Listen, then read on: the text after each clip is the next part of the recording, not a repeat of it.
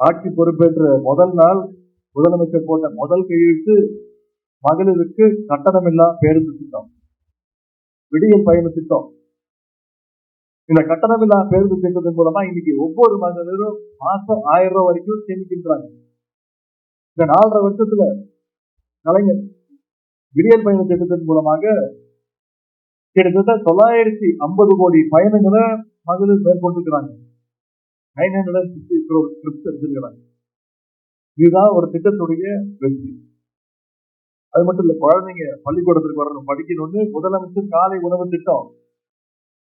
குழந்தைங்க பள்ளிக்கூடத்துக்கு வந்தா பத்தாது, கல்லூரிக்கு போகணும், மேற்படிப்பு படிக்கணும், ஸ்கூல் படிச்சா பத்தாது, காலேஜுக்கு போகணும்னு இன்னைக்கு அரசு பள்ளியில படிச்சு எந்த கல்லூரியில போய் சேர்ந்தாலும் அந்த குழந்தைங்களுக்கு மாணவியா இருந்தா புதுமை பெண் திட்டம், மாணவனா இருந்தா தமிழ் புதல்வர் திட்டம், மாசம் 1000 ரூபாய் கல்வி ஊக்கத்தொகையை நம்முடைய முதலமைச்சர் அவர்கள் வழங்கிட்டு இருக்கிறாங்க.